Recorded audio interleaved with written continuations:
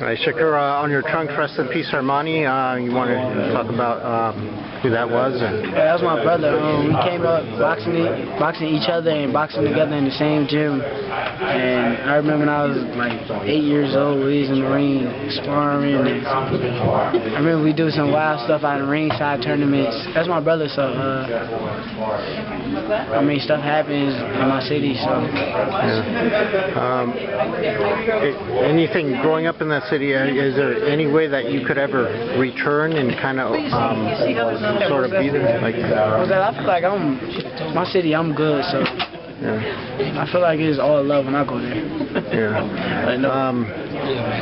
The crowd, they seem to just almost now expect you to have a dominant performance, and then you could see, like, up on the press conference, nobody really had any questions. At what point do you think that it'll be your next step up against, like, or do you think that they're waiting for you to be in a tough fight so that they could talk about something? I'm trying to get in a tough fight. That's why when they keep offering these high record opponents like 16-1 and 12-0 and 8-1, I'm taking it because it's like I want somebody to test me. I want to be tested, so I don't feel like none of the guys I've been in there with testing me yet, so I'm waiting to see it. You mentioned Josh, Warrington.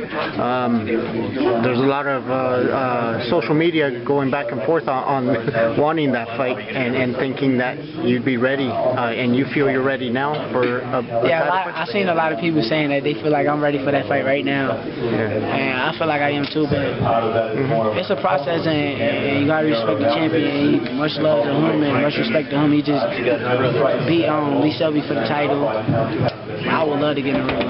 What separates you from everybody else, all the other prospects like Conlon, like anybody else that they're talking about in the division? What was your question? What separates you from them in your mind? I feel like I'm the smartest prospect in boxing also. I feel like when I'm in the ring, I'm constantly thinking, and if you go look at my last few fights, you barely see me get hit. So a lot of them, you see them get hit every now and then. So you had all that international experience. You were undefeated against the world for a long time,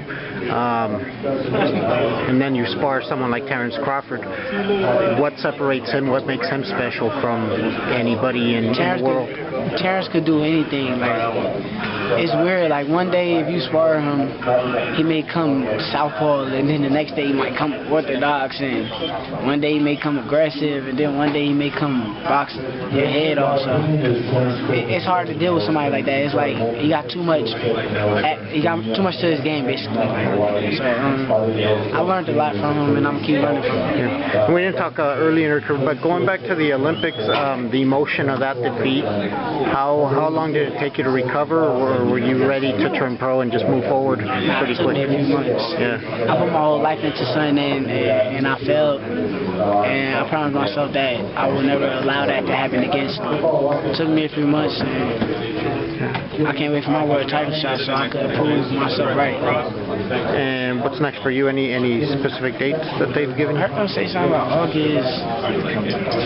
Oh, okay, August. But I heard that I was supposed to be fighting in my city. So that's a hometown fight. That's what I heard. But I ain't getting it, and I don't hear nothing about it no more. But that's what I want.